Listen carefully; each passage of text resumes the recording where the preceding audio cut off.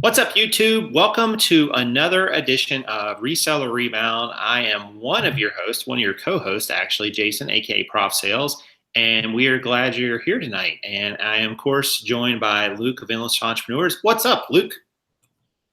What is going on, Jason? How are we doing tonight? Doing good. Doing good. Yeah, I cut you off from the mute there. Man. You're good. I can't believe we are episode 3 already. This is crazy. Is this really episode 3? How did we get that? This is the third one. And it's kind of like a fourth one, sort of. We did kind of like the reveal one, right? The idea show, which was kind of the same thing. So yeah, this is almost like 4. Yeah, it is, and it's been interesting because it's kind of cool to see like these different questions come in, and just just different questions from different perspectives. I mean, because a lot of people add on to the question, and that sort of changes the way you even view the question. Do you know what I mean?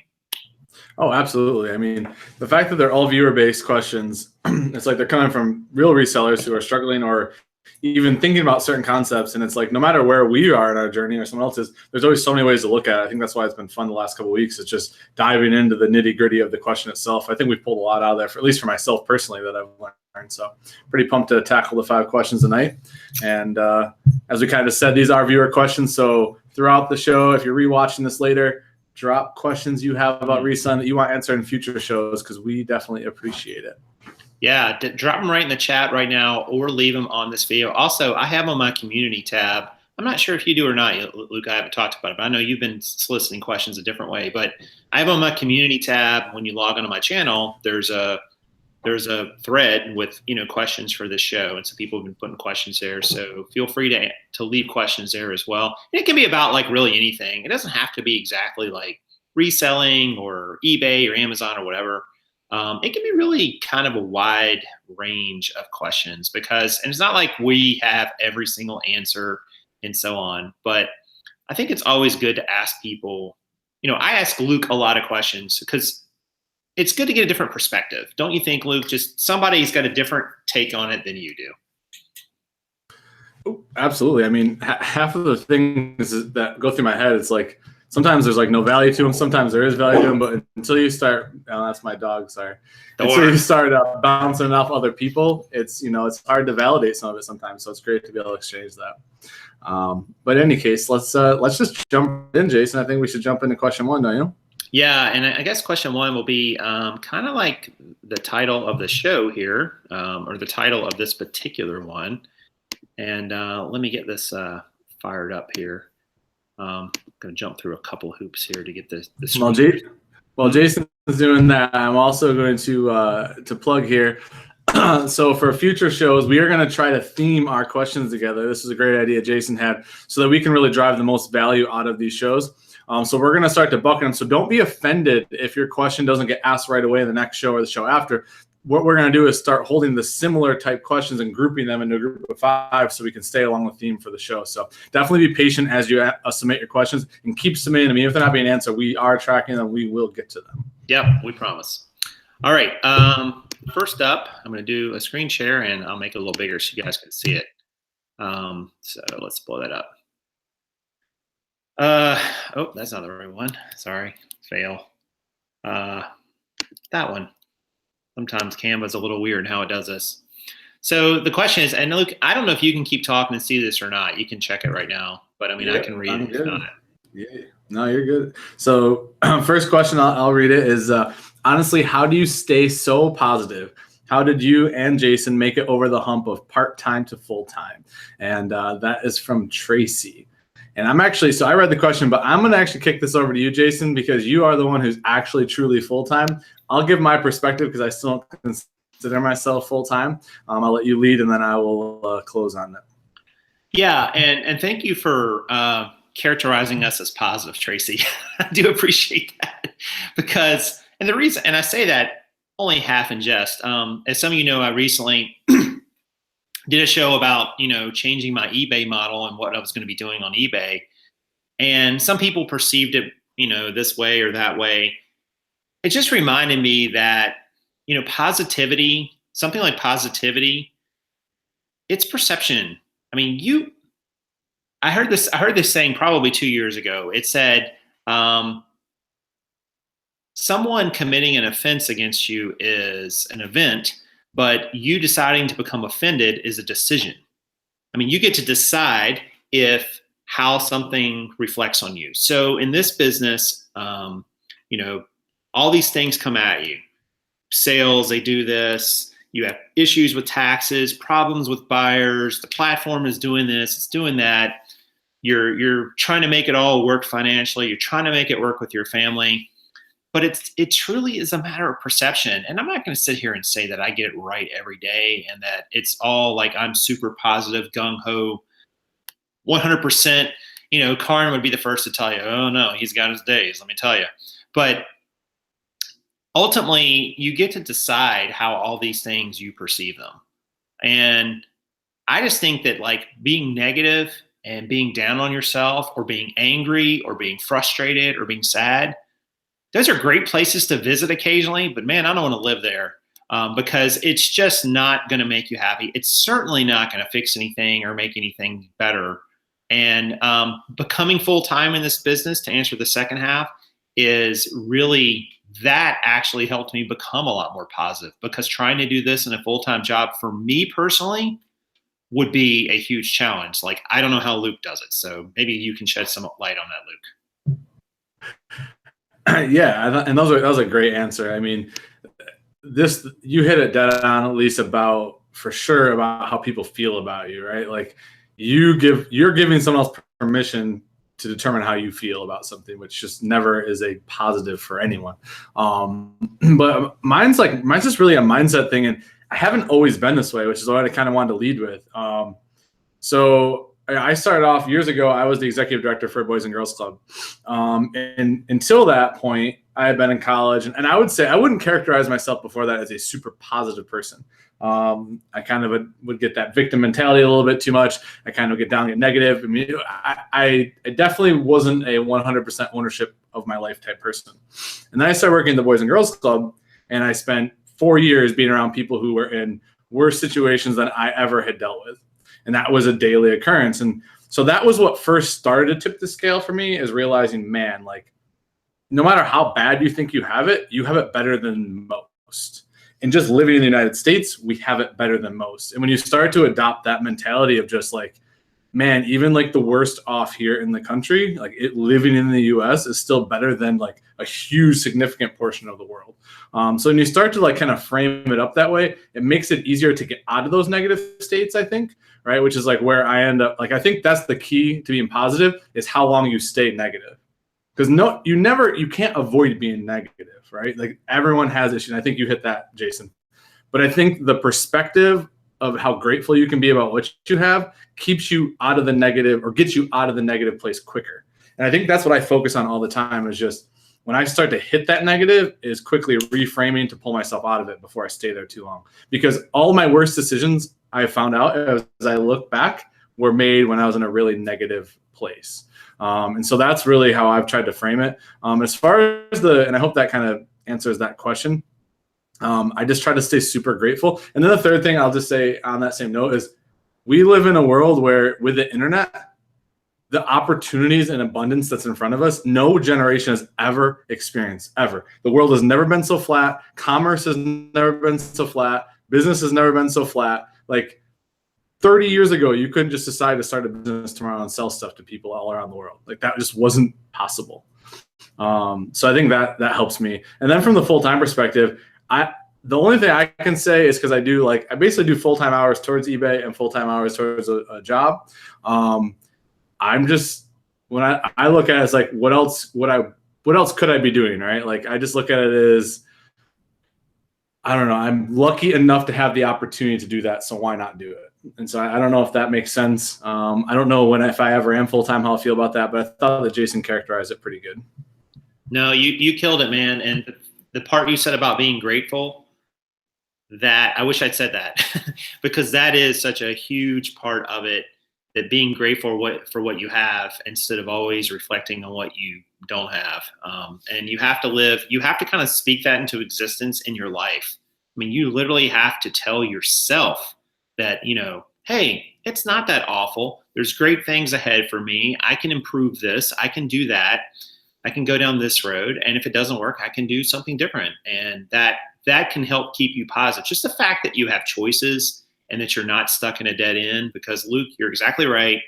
This is an exciting time to be alive. The playing field is incredibly level, as you mentioned, and you really just have to figure out what will work for you and what sort of plays to your strengths. So you nailed it for sure. And I think the other thing I wanted, because I think this will be one of our longer answer questions. We usually have like one or two that we spend more time on. I think a topic that comes up all the time, especially in this community, is that people have a perception that the competition gets so crowded and they like have this negativity towards like, oh my gosh, everyone's ruined this for everyone. And there's so much content here and there's this and there's that. And I think it's a topic and it's a negative spot and mindset that I think holds so many people back because they don't ever allow themselves to put the full effort towards it. And so they never get the 100% result. And I see that a lot. Like people will convince themselves because this stuff is plastered everywhere. Well, I might as well not go all in on it because I'm not going to get the result I want because it's too crowded, it's too competitive, it's too whatever. And I refuse to believe that. Like, I mean, this is a world of abundance, and this business, reselling in general, there's endless amounts of opportunity. Like, and it's only getting bigger. The opportunities are only getting bigger as the landscape changes. So I just want to kind of add that because I think it plays in with the positive mindset. Yeah, no, you're right. And I heard something that tied into that today. It was in reference to Amazon. As some of you know, I've started selling some books on Amazon, and I was listening to this podcast, and one of the people in the podcast said that 50% of Amazon shoppers prefer to buy with Prime, but only 10 to 15% of book listings are Prime listings.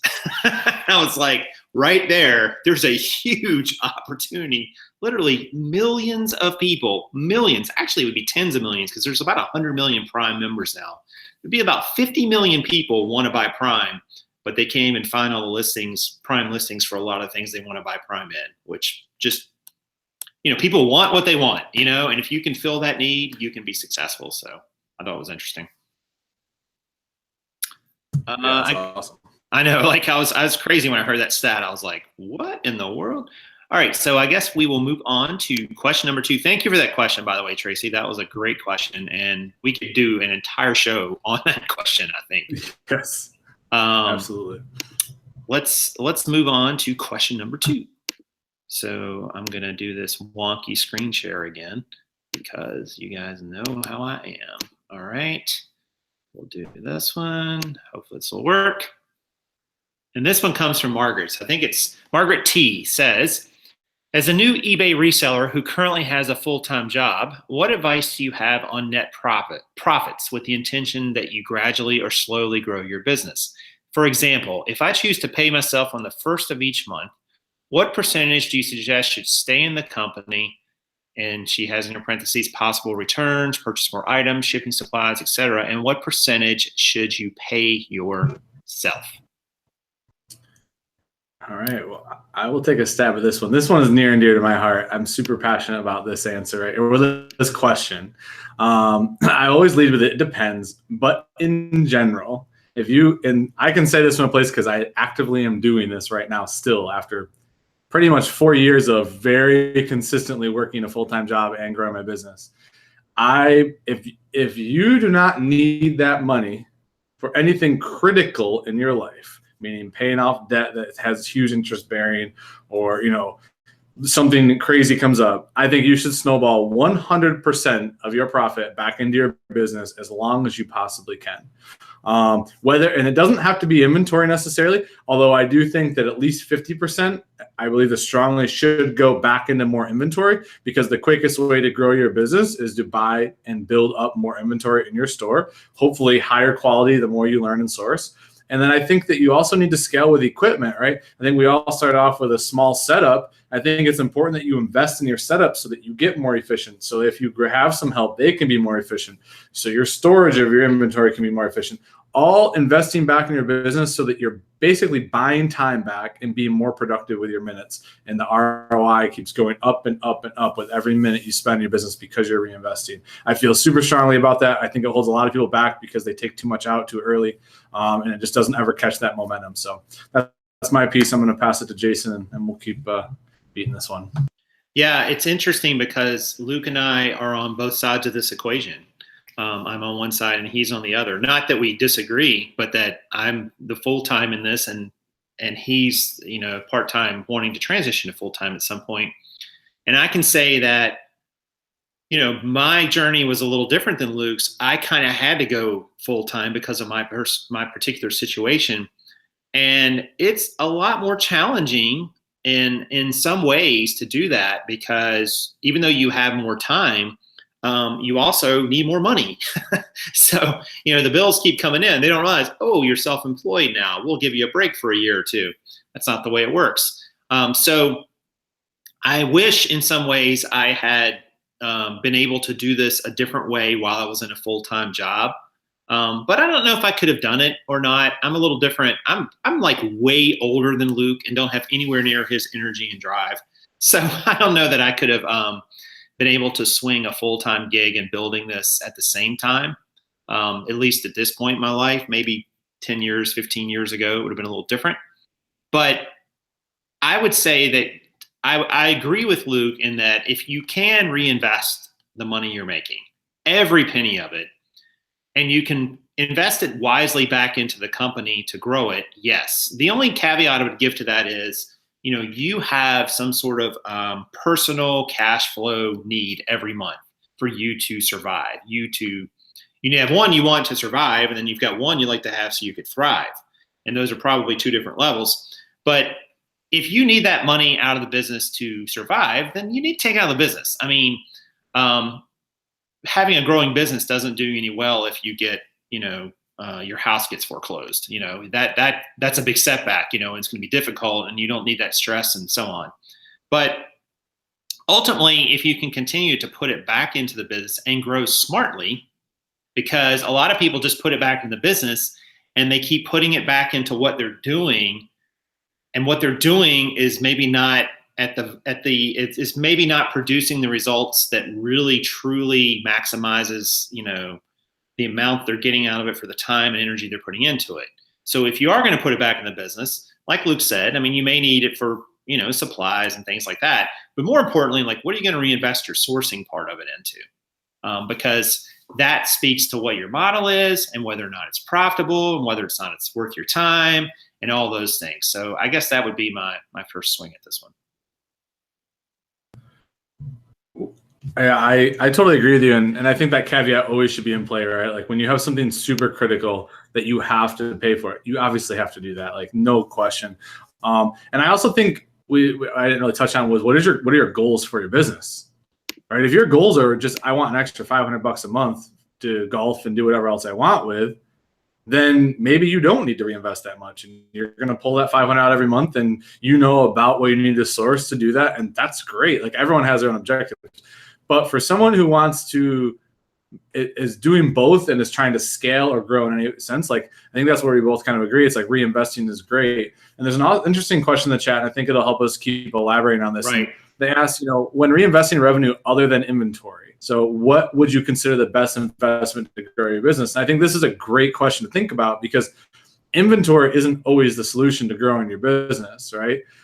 It might be education.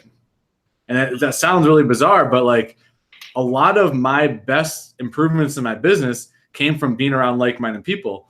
So, I mean, like even things like going to the Green Room meetup I did last year, it was like meeting and talking to people who were just playing the game straight up at a way higher level than I was. It leveled me up and it allowed me to reinvest myself in my business in a way I never thought I could. It could be that you need more equipment, like maybe a standing desk, because you're killing your back and the tables you have aren't ergonomic and you're slowing yourself down or whatever. Maybe it needs a sourcing cart because you're pulling out so much inventory, it's slowing you down, and you need to be more efficient. Those are the things that come to my mind when I think about reinvesting. What about you, Jason? No, I'm all over it. I agree with you on all those. And I don't know the total context of the question. He says context on cue. I'm part-time and looking to move from hobby model to full-time seller. Okay, right, great. So what Luke said is absolutely right, because investing in your education for some of this stuff is going to take you into other areas or push you in directions you hadn't thought about. And yes, there's tons of free content out there. I mean, Luke and I provide a lot of content. There's a lot of other great content providers out there. But sometimes you need a focused, targeted approach with something very specific to help you and your business grow. And sometimes it costs money, and that's just the way the world works. And I'm not adverse to spending money for those things when I think there's value on the back end. I would say, like, if you're looking for something to do, I was trying to think from the world of finance and stock investing, if there's some sort of contrarian investment to reselling, that if reselling went poorly, this investment would do well, and vice versa. So you're always kind of hedging a bit. It's almost like a hedge fund, but I don't think there is one. But in Luke's case, he's gone and started investing in real estate, which has pretty much nothing to do with reselling. And that's great and it's smart, because it's unlikely that anything that ever happens to his business on eBay will ever affect his real estate investments, or vice versa. So if one goes poorly, there's no reason to think the other one will necessarily go poorly. They're not connected. So I think looking for investments like that and things like that to get into, maybe it could be paying down your credit card debt. I mean, that's a win right there in terms of saving that interest cost right there. That's a great return on your money. I don't think saving money with other capital really makes a lot of sense, because you really can't save your way to wealth. It just doesn't work. But having some savings for a rainy day is fine. If the so-called, whatever hits the fan. But I think it's just, continuing to invest in yourself, because you are the most critical component to your business. You are the thing that you're the center spoke in the bike, in the wheel. And without you continually growing and evolving, your business is likely to die and suffer. So long answer. Sorry. No, it was a good answer though. And I think with that extra context, there's something I'm kind of thinking right now, like, so someone part-time trying to move to full-time, I'll just speak to a difficulty I'm having right now is I think there is some value in saving significant capital, not from I'm going to pay bills perspective, but to ready to jump on an opportunity that might propel you to full-time. So like right now, I'm kind of stuck in a weird spot where I'm starting to have some good systems with listers. I'm starting to scale my time. My business is growing, but I'm starting to get to a point where sourcing is going to become my bottleneck. Where me going out, I only can pull so many items. And so the only way for me to take sourcing to the next level is to have capital to make bigger purchases, bigger quantities. Maybe it's contracts with someone, right? To have consistent inventory. So it depends on what your model is, but that might be one way to reinvest. So maybe you only need $1,000 to source inventory with the volume that you can list by yourself, and you have an extra 1,000. Maybe stick that someplace for waiting for a bigger bulk buy opportunity, right? So that would be something I would say. And then honestly, like right now along that similar lines, if I knew someone who was super successful and they had a scalable model that I liked, and they were already doing it at a super high level, especially in buying in bulk, liquidations, things like that, I mean, I'd pay $500 to have a couple dinners with them and bounce models off them and things like that. Like, I think about stuff like that. To me, that's worth it, because to pick their brain and get that, I mean, that might be ways. Like, it all depends what you're trying to get out of your business when you say you want to go full time, right? Like, do you want to go full time just hitting thrift stores and flipping stuff, or do you want to scale? And I mean, I think that context is important too. Yeah, I was glad you said that, because a lot of us are apt to pay like a lot of money to go to the Super Bowl, or we'd be willing to pay a lot of money to have like a fan experience with someone famous that we're fond of.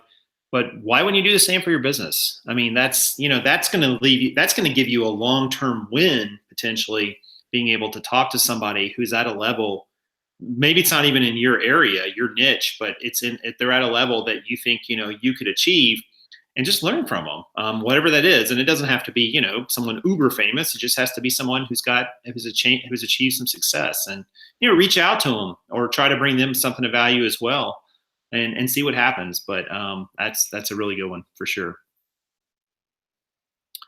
Okay. So I think what are we on? Number 3? Yeah. We're on Question 3. Yeah.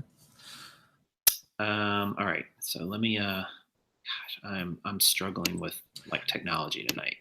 It's fine. No worries. Okay. Question. Go ahead. No, you're good. Question number 3. All right. So we'll blow this up so you guys can see a little better. Oh, and that's still not right. Man, why does it keep doing this? It's driving me crazy. I'm so sorry. You guys just want to see pictures of us. I That's just keep all. wanting to. It's cool. Yeah, they're like, show us Luke and Jason. Is this me to read or you? I think it's you, right? It's me. It's all me. All right. So, is there a simpler way than tracking every individual item that is bought, sold, and redonated through the life cycle of my business? Or do I need to track every single one on a spreadsheet or some equivalent? This one's by Sunny and Susie, and I am going to let the spreadsheet master himself take the first crack at this one. That's great. I see what you did there. That's a good question, and thank you for that question. So there's a couple things here you need to consider. My accountant, Jared, would tell you, yes, you should, because it's the most accurate. And he's right. I hate to say that. I'll just give him a big head. But he's correct. And the challenge is, though, in our business, in our niche, we have a lot of different items we're going through, and there are a lot of different SKUs, especially if you're reselling and you're getting one-offs, right? So it's a real big pain in the you-know-what to do that, because it's a lot of pain. It's a pain to have a line item that says, I paid $5 for this, and then somewhere else one day when you sell that, you need to reconcile those two things together. We actually played around with doing this in QuickBooks Online, Jared and I, when we first started together, and created an inventory, and I was starting to match them up by the SKU number to sales. After like a week, even I gave up and said, no mas, I can't deal with this. This is too much. Because it was just a lot. It was tedious, and I was having to double track it to my spreadsheet as well to make sure that it kept it, that it was working correctly. Technically, you would want to know the cost of something and when you sold it, when all throughout its lifestyle, its life cycle. You'd want to keep that. Technically, you'd want to keep that. However, when you start getting into what matters for tax purposes and your profitability of your business, the IRS, for instance, cares about your inventory at the beginning of the year and your inventory at the end of the year. And it says, all right, you started the year with $10,000 in inventory, you ended the year with $5,000. So, everything that happened there, you have a $5,000 difference. That's what they care about, because an inventory is an asset of the business, is the way they look at it. So they care about that. And your profitability cares about, well, I sold this much stuff and it cost me this much this month. So what's left is, profit. So you could average your items together. And that was the solution we started doing. I started averaging what I bought each day. And if I bought 50 items in a day and I paid $250 for them, I said, well, all right, they're basically $5 each. Is that perfectly accurate? It's not, because some of those items I might have paid $1 for, some might have paid $8 for, and so on and so on and so on. But it was much faster to say, all right, I spent $100 and bought 20 things, and just going down 20 rows in a spreadsheet and copy and pasting $5 in 20 times. Piece of cake. Again, it's not perfect. But over time, especially if you're buying a lot of items that are similar in price, you can kind of get away with that. Now, if you're buying things that cost $1 and some things that cost $50, you probably need to track it individually for sure, because your cost of goods and your profitability is going to be all screwed up if you try to average it like that, especially if you have a couple sort of one-off weird sales. So anyway, that's my short answer. I don't know how short that was, but Luke? No, I thought you covered that really well. I mean, I always leave with it depends, but you hit the depends scenario, right? So if you buy, and I'm going to go out on a limb and say a lot of the people watching this are selling a lot of one-offs, right? Most likely, I would say a large percentage of the audience is whatever you're doing. If you're not, that's fine. But if your purchases are approximately in the same price range, and I'm going to say like $1 to $15, $1 to even $20, safely averaging that by the items you have and the cost is probably your best bet for efficiency. Definitely is okay in the IRS's eyes, and you still get a pretty good indicator of the profitability of your business that way. In my opinion, I do average costing. I'm starting to build in individual pricing for each item so that I can see at the end of the year what looks better. That is a personal decision, simply because I want to see, as my business scales and grows, there might be one that's a lot more beneficial than the other. The problem I'm going to caution everyone with right now, though, because the IRS cares about your beginning and your ending inventory, if you average cost, like you're in the situation I'm in right now, at the end of the year, you have an ending inventory, and you need to be very careful when you end the year. All those specific items you average costed have a defined value now moving forward forever. When you switch to do exact cost, you can't switch those items back that you average cost to exact cost for future years. But it's tricky. People can get caught up with this, right? When you go to switch, like I'm keeping track in my custom SKU field. I have to be careful. I only can do that for new items. And I have to assign the old value to all the other items. And I have to be very careful about that. Otherwise, I'm kind of double dipping if it's in my favor, or I'm hurting myself twice if it's not. But that's just the only advice I'll give. I highly recommend average costing, though, for anyone who's selling one-off in thrift stores. It's the way to go. It will save you tons of time, and you'll have a lot more hair left over at the end. So that's my definitely 2 cents on that. Agreed. Average is the way to go for most people. But talk to your tax professional. And on the donations, definitely talk to your tax professional. We didn't hit on the donation part of that question. So when you donate those items back, this is always an interesting one, right? They're supposed to be donated back, and the value is supposed to be fair market value. Which, and Jason and I have debated this a little bit, and I know your accountant's probably given some different stuff, but in my eyes, it's safe to go with the value Goodwill would sell it with would be, and you purchase it, is a very safe bet because it's a defined parameter that you're donating to and the way that they would move it. That's how I do all my donations. I'm not sure, Jason, what you recommend or what he said, but that is my feedback that I have gotten. We do the same, but I'm going to tell you where you get into a little bit of a sticky wicket. Is that a word? I think it is. With that situation, and it refers to my favorite type of sourcing, the bins. Because when you source something at the bins, you don't. Let's say it's a pair of jeans, and you're here in Charlotte. When you source a pair of jeans from the bins, it's going to cost you just over $2 on average. Why do I know that? Because I've weighed stacks of jeans and figured and they cost $1.39 per pound at our bins. And I can tell you safely that $2.05 is a pretty close average to what the average jean is going to come out to by weight. But when you buy them in a retail store, they're going to be $4.99 when the regular Goodwill thrift store. So now it becomes an interesting question. If you donate it back and you bought it at the bins and you're saying that the value is $4.99, technically you're kind of giving yourself more of a donation value than it really is. It's still the fair market value of the jeans, you could argue. And my jeans get all mixed and muddled together, or they always did. After a while, I couldn't tell you this one came from the bins and this one came from a thrift store and so on. I mean, that gets ridiculous. But that was the only challenge I had with it. So if you're buying them with different prices like that and you donate them back, so if you choose something, I would suggest sticking with that. Even if you start sourcing things that are more expensive, like from a thrift store, because all of a sudden, if you're going to start saying, all right, well, now my jeans this year costing me $10 a piece. So when I donate them back, I'm going to take a $10 deduction. That could get a little iffy. Yeah, being consistent is one of the biggest deals with it, as long as you're consistent throughout it. And then the other thing is it also depends, and this is really where you can talk to your CPA, it depends where you take the deduction of the donation, right? Because you have in your Schedule C and as your business, right, you have like that allowance, right? The returns and allowance portion of your business, which is bad inventory bought. And then you also have donations, which depending on how you report your tax to your business, those donations could be in your personal tax return. So if you're a person who works full-time and as a business, right, those could just be straight donations too. So it gets really gray and murky. So I would just say be consistent, consult your tax professional who's preparing your taxes, right, so that it can be consistent and you're on the same page with them, so that you're not doing it. Everything's above water. So and Luke and I both have tax professionals we can hook you up with if you need one. They don't have to live in the same state as you. So there you go. Nope, I've never met mine in person. So they don't really exist. They're a figment of your imagination.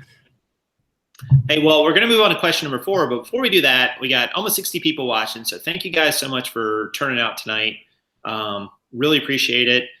Check out the share button down below this player, as there's a like button there too. So I'm going to call it a like button, like share and like, or layer. I don't know what you did there. Does one sound better? Layer, like? I don't know. They both sounds a little wrong. I think you should stick with share.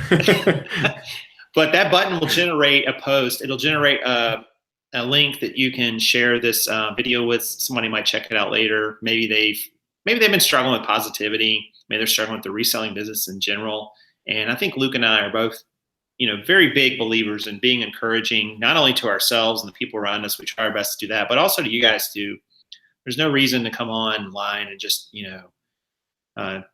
rant and rave and go crazy and, try to make ourselves feel better by making everybody else feel bad. So share the video if you know somebody else who might get some value out of it.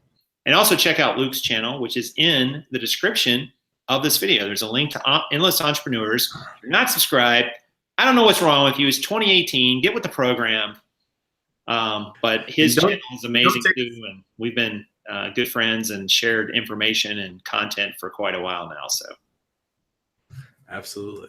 And don't take the lack of content for the last 9 days as that's normal for me. I had a lot of family in town for last week, and we're going out of town this weekend. It's not a normal occurrence. The gap in production, I promise, is not normal, but definitely check it out if it's valuable to you. I would text him, and he's like, I gotta go.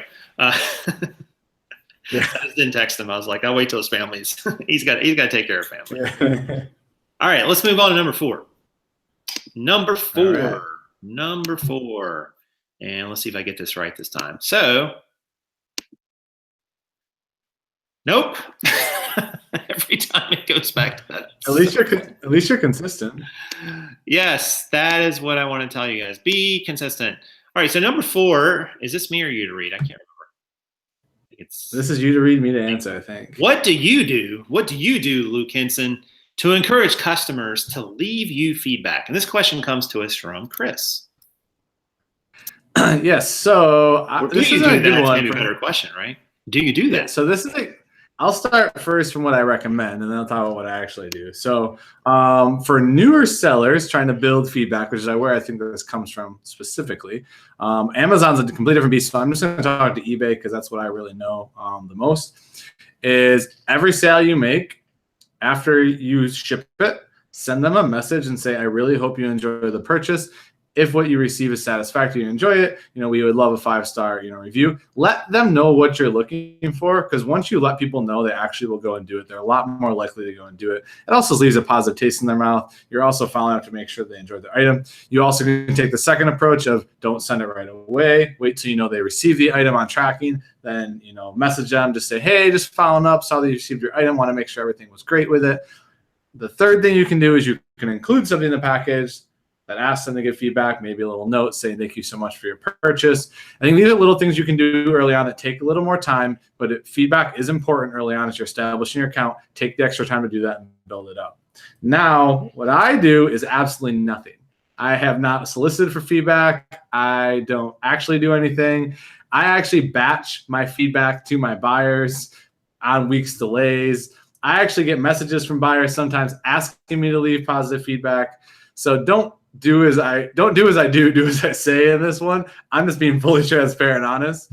I have not found anything in the eBay algorithm that punishes me for not leaving feedback, other than you have this many that need feedback still. So I pretty much just batch it once a week because this was convenient for me. And now that I'm over I'm approaching 3,000 feedback, it just doesn't matter that much as a clothing seller. So that's my honest feedback. Go ahead, Jason, now that I set the bar so high. That's amazing. When you said I do absolutely nothing, I was thinking like Seinfeld. It's a show about nothing. Luke's like, feedback's about nothing. I do nothing. And it doesn't matter. I agree with your tips. We do the same thing with, an invoice that we send out the invoice because we use that to pull the item. And we have in the invoice, hey, consider leaving us feedback. But if you have a problem, contact us. We'll try to do best. We'll do our best to make it right for you. Karen will put little stickers or write stuff on there sometimes because that's just how she is. I used to do that. I used to write on everyone thanks personally, and then I was like, this is dumb. I don't even know why I'm doing this. One of the resellers said, why do you even send in an invoice? And I was like, I don't know. It's just a thing, whatever. But feedback is important, as Luke said at the beginning. I'm not sure it's really that important now. With the way the feedback system has changed, especially on eBay, I don't know that it matters. Ironically, it kind of matters more on Amazon for some things. Like if your feedback drops a lot on Amazon, it could hurt you in lots of ways. You couldn't even lose your account, your selling privileges. I guess it's technically possible. But feedback has become so automated and such a one-off and so automatic that people don't even put any thought into it. I'm just not sure how relevant it is anymore for really anything. Like, I usually automate it, and sometimes anymore, because I've started selling some consignment items, I've tried to, take a little more time with deciding if I wanted to answer feedback or not in case somebody had an issue with that item. Because I'm like, if I'm going to get a negative on someone else's item that I sold for them, I'd like to be able to respond to that. And you can if you get a negative. But like I got one the other day, I didn't get a negative. I got a positive feedback, and the buyer said, these are not bootcut jeans, but I'm going to keep them. But it was positive, and I'm like, okay, the website says it is, and there was nothing I could say about it because it was positive. And I'm like, I don't know that any other buyer is ever going to read that message, and if they did, all they're going to see is a little green, cross saying I got a positive. So I don't think it matters. I totally agree. I'm going to go even a step further. Anyone, feel free. You can go to my YouTube channel. You can figure out what my eBay ID is. I don't say it on air super out there, but it's pretty easy to find if you want to look up my store. I'm pretty sure I've got a pretty solid amount of negatives in the last 6 or 9 months. I mean, I would say probably half a dozen in the last year at least. I don't sweat any of them. Like, I'm just like, yeah, okay, whatever. Like, 1 out of 2,900, cool.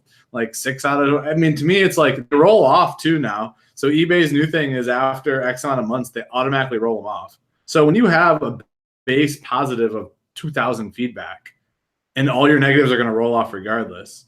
I mean, just saying from a philosophical standpoint, it's like, what does it really matter? Like, and I don't know, that's just how I feel. And they only display the most recent feedback when someone clicks on you.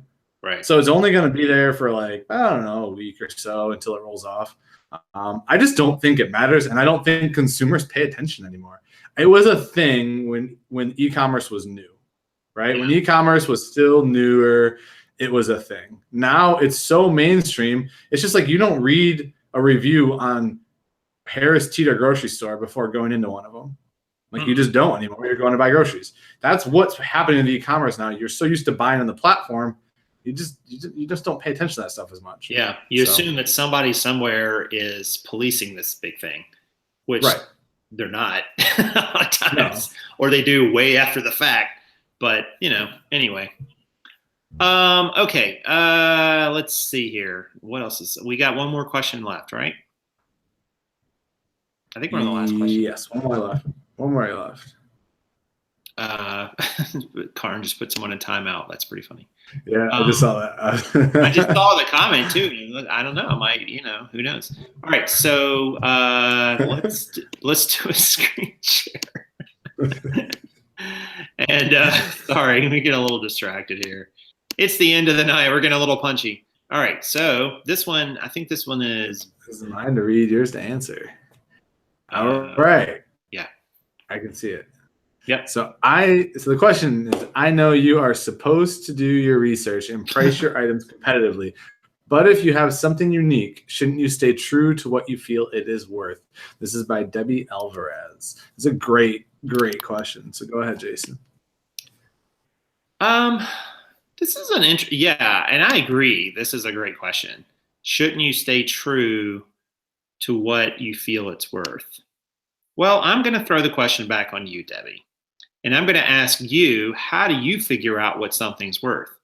Because if you asked me what the gold necklace that my mother gave me when I graduated from high school is worth, there's what the market would pay for it, which is not a lot. I mean, it's a little gold rope necklace. But then there's the sentimental value to me that would make me think it's worth a lot more.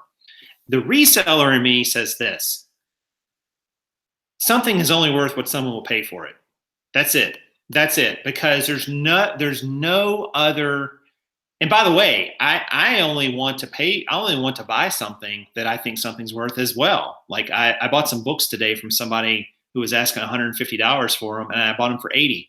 And I thought there's no way they'd say yes to that offer, but they were like, "Yep, no problem." And I was like, "That's what they're worth. They're worth $80 to them." Because they wanted them gone. They were moving. And it's like, I got to get rid of these. So I think if you're in this game of reselling and you're trying to move product, you're trying to make profit and so on, you need to always keep an eye towards pricing something what realistically will move it in a time frame that works for you and your business model. I think Luke's the same way as me. We don't typically hold out for the top dollar. I wouldn't say we're fast nickel sellers either. But, it's really arbitrary because one of my consignment clients today asked me about something they were able to get for $135 and a unit, which is a lot, right? And they asked me if it would sell on eBay. And on eBay, it looked like it was only selling for maybe like 190, 180. But there was some that sold for like 240, 250. But they were sort of the niche, They were the top 10%. So is that product really worth $240? Well, it was to one or two buyers. But to the vast majority of buyers, it was worth like, $180, and which made it not really profitable for this person to consign to me. So it's worth what somebody will pay for it. And I think you start there and put your personal feelings aside, honestly. I think that's a fantastic answer. The only things I would add to it is I personally, from a tactical standpoint as a reseller, I always use the top end of the market as my ruler to price. So I don't care about the bottom end. And the reason, and I'll tell you why, I pretty much ignore the bottom 50% of pricing of a product simply because anyone can move it fast. They could have ran an auction. They could have been trying to blow it out. They might not own the value. I want to ignore that as my pricing guidelines. The second is I want to take, it depends on your model, which is what Jason hit on, right? Is if I can get 75% of basically of the total max value I could get for it, that's a win to me, right? Because in the margins we play in, if I'm buying it for 4 and I can get 24 and I sell it for 16 or 17, I'm pretty happy with that. Like that's a win for me when I'm purchasing the item. Now, I think what Jason, I thought was an awesome point you gave the demonstration in the beginning, or the example is like sentimental value doesn't play into pricing. When you say, what is it worth? I always use the market to determine that. So I just wanted to give that caveat, but I'm always closer to a slower dime than a faster nickel though. And that's my model. Depends what your model is. In the beginning, I think everyone should be squarely in the middle or closer to a fast nickel because you're trying to get capital back and you're trying to make some quick sales and get the feedback we just asked about. If you're more of a mature seller, you can price things higher.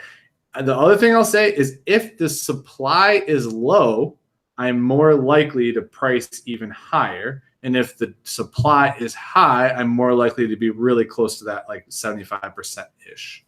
So I think it's important to look at the amount of active listings of that item when determining what to do with it. So, right. No, you're all over it. And the type of item matters because commodity items, like a lot of clothing is, that's not vintagey, is not going to be. I mean, there is a top price, like for everything. And I do the same thing you do, Luke. I look at that as my ruler to start with. I kind of think of pricing in tiers, and for most items, there's at least probably kind of 3 tiers. Some of them you could argue there's maybe 5. And, there's 1 or 2 outliers here at the top that's like sort of that high-end tier. And then maybe sometimes there's a middle tier and then a lower tier. And sometimes there's a couple in between those 3. But a lot of items have those sort of tiers, and I try to be near the highest part as well because I think it's a perception of value, right? I mean, if people see something that's priced higher and then they see the same item priced lower, and especially if it's really low, they may wonder if there's something wrong with it. It's just sort of the way we think. Like we tend to equate a higher price with more value to a point, but there is a point there somewhere where we say, okay, that's just ridiculous and that's way overpriced. So if you're willing to set on that item, though, going back to the listeners, the viewers' question, and you're willing to set and see if you can get that higher price and you've got the room and you don't mind having the capital tied up, by all means, keep it as high as you want. There's no real harm in that. And of course, using like eBay, for instance, you can use, best offers if somebody wants to make an offer for you for some amount below that. But, know that, the old saying in real estate is whoever mentions a number first loses. So when you set the first price, you can't go above that. So if someone's going to give you best offer, they're going to go down way below that. And if they're smart, I would, and try to get as low a price as they can. That's just the way the bargaining works. But those are some, I guess that was actually a deeper question than I thought it was now on second thought. You know what I mean, Luke? Oh yeah. Well, and I'm going to go one step further here. It's the last question, and I'm going to tie back to some of the earlier questions. So someone asked about what to reinvest in your business. And so when you think about pricing, right, presentation matters. And I think Craigslist Hunter is like the perfect example of this. So he takes a category like vintage electronics, and I think, in my opinion, he has some of the best content out there on YouTube for free on how to sell that type of item. And he did a clear demonstration that I understood of taking the same item that everyone else is selling. He did something simple like print direction or print the user guide from a website, basically. So the cost of paper and ink, reprinted it, folded it, put it on top of the item, bought the AV cables for like pennies, like a big bulk, included those with it. And then anytime he had the remote, if you get it included with it. And so he did all these little extra things, and the presentation was amazing. And he charges more than other people do for that same item. And he's willing to hold out for it because his presentation's better and people will pay for it. And so I think just tying that all together, like when you're pricing, you got to keep that in mind. If your photo setup isn't great, like you're going to have a hard time getting top dollar. Like I can get $20 still for a Ralph Lauren dress shirt in a crowded market because my presentation's still better than a lot of people. And I'm willing to wait. So I think it's just those type of things matter a lot when you're pricing. Yeah, and you and I were talking about this the other day when you were asking me about books, and I brought up the example of a shirt, and I said, how is it you can sell a shirt for $20 or $25 and somebody else sells the same shirt for $7? It's a range. I mean, it's a range for some of this stuff, and there's always going to be a top price, and there's always going to be a bottom price, and there's going to be a lot of prices in between. So I agree. If you can add value to the item in a reasonable amount of time and energy, like you were talking about with Pete's channel and what he does with vintage electronics, or your presentation is really good, like yours are, Luke, with the photos you take are really top notch. I mean, that in the buyer's mind imputes more value to that item. Like you've answered the questions that they would have if the picture was fuzzy and the condition wasn't written out. They had no idea if it was the right size or not. I mean, you've answered all those questions. So now they're only left with, well, do I want to spend this money for it or not? Because it's clearly what I want. Now I just need to justify whether it's going to be something I buy. So I think that's great. I guess we got, a few minutes left here. And where are we at? 9:53?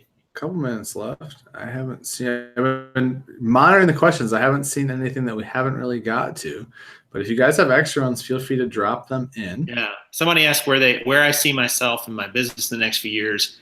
I've given up trying to figure that out because it keeps evolving and changing. And I think like there's people I know, there's connections I have now.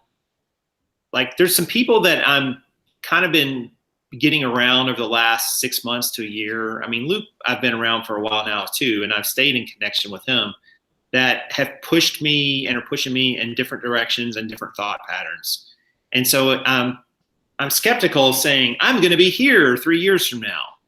I can answer it for you, Jason. I can tell you for one thing for sure that where Jason will be in a couple of years, he will be less required in his business in a couple of years. He is definitely already headed down that path of replacing the necessity of him to be as involved in the day-to-day operations. And that's what scale and building is all about. So there's no doubt you've been on a fast track this year on that. You've made leaps and bounds. So I'll answer that one for him as far as where he will be. You guys should just ask Luke that question because he knows it better than I do. But I agree with you, man. And actually, you're doing the same thing. I mean, you have outsourced your listing and or some of your listing and what photos too, right? Or no, I don't know if you've outsourced photos. So I'm doing the full listing process, photos, measurements, and drafting the listing in Frog, all from someone else now. And actually, one of them has started to source items for me as well. So experimenting with that. But. Yeah, and that's one of the reasons. I mean, if you can outsource these parts of your business, guys, even if you have to accept less profit, your productivity goes way up. And so you kind of make it up on the back end on volume on certain things, not everything. But on certain things, you can do that. So, no, you're absolutely right. That is definitely a goal of mine. So I see myself less being a worker in my business. I see more time working on the business or working in the business rather than working on the business, right? I said that right? Yeah, I got to think of it. That's a cliche, but it's true. And I think everybody should have a goal to do that eventually, because you're going to run out of time and energy one day. Even Luke will. I don't know how he does it. Oh, absolutely. Absolutely. Somebody said they hope I'm getting out of my slump. I'm not in a slump. Why do people think I'm in a slump? Like I'm batting 127 for the last 10 games or something. What is going on here? I'm not in a slump. The crazy thing about Jason is he's actually like as far from a slump as it gets. I mean, your business is probably thriving at a level higher than it ever has, right? I mean, am I wrong on that statement? It's actually much better than it was, say, like 3 months ago. So because of some of the things I've done and the opportunities I have in front of me are far different. Like it's kind of like another evolution, which I think, and I mean, you're doing the same thing. Like you started this process with outsourcing those chunks of your business that were taking up a lot of your time, and that is pushing you to do even more of it. And I think it's always that. And I don't think it's always that you have to know what the next thing is. It's just you have to know what the thing in front of you need to get done is. And so for me, it was I knew I had to free up time, and so I had to outsource something, and I had to just make the plunge. Once I made the plunge and figured it out, I was like, oh, that's what I want to do next. Now that I have this time, I know what I want to do with it, and I'm going to keep going. And then the opportunities just kind of hit you, and that's where someone just asked if I'm going to do any more bulk purchases, and the answer is absolutely, right? So I look at it as building machine. I think that's why I love Gary Vee's content. So I know we have a couple of minutes, but I mean, I kind of am starting to view reselling like he views marketing, and it's just the bigger the opportunity, the bigger the machine you need. And so to take some of the bigger opportunities, you need to have the machine ready to handle them. And I mean, that's really what I'm trying to iron out. And I mean, even with listers, like it's like, I don't expect the people I have listing for me today to list forever for me. I expect to have turnover. I expect to get new people. I expect all those challenges, but I need to start the process and learn how to do it if I even want to have it in the long run. So I think that's, I don't know, I could do a whole show about that. And I'm actually going to do a couple series on that because I think it's important to talk about. But if you got anybody who wants to do any books, I was looking the other day at buying 44 Gaylords, a tractor trailer load of books. It's a hugely profitable thing to do, especially if you can sell off the bottom. They're only like $110 a Gaylord. I was like, that's not that much money. And there's probably like 800 to 1,000 books in each one. Yeah. So it comes down to the manpower to process them, right? Yeah. I mean, I got a warehouse that would fill it, but okay. Totally fill it. I don't know where the heck I'd put all this, but it'd be fun to figure it out. I would just feel like every day I'm like, I got to go in and finish a pallet today. Got to get a pallet done. 1,000 books, send in, 50 of them, whatever it is. I don't know. Where do you get these Gaylords? Yeah, it's a great question, and I don't know that it's going to happen. So I'm not at that point yet, but I know it's out there. So something to think about. Oh, this is a good one. We have 1 minute left. Let's hit it. So it says it's a struggle right now to spend on inventory when sales are so bad. Sales prices are lower and we're working hard. So the topic is timely. I think that's great. And I'm going to add one quick thing. I'm going to let Jason comment and we can wrap up. If they're slow and it's struggle to invest that money, I would say save the money for the opportunity to buy something bigger or better or smarter inventory that's going to move faster. Maybe some higher price items with a little thinner margins, but will move fast to get things rolling. That's one approach. Or don't spend the money at all and spend your time optimizing your current listings, changing all the title words, making sure that you're getting the most, changing the pricing, changing the terms and conditions that you're selling under. Evaluate all those things and really refresh your store if it's growing stale. So go ahead, Jason. Yeah, no, I totally agree. I mean, when it's a bright sunny day outside, in this business, it's easy. It's when you're in the storm, and they will come when you figure out what your resources are and how to use them. And that's when you evolve and grow, is when you have pain.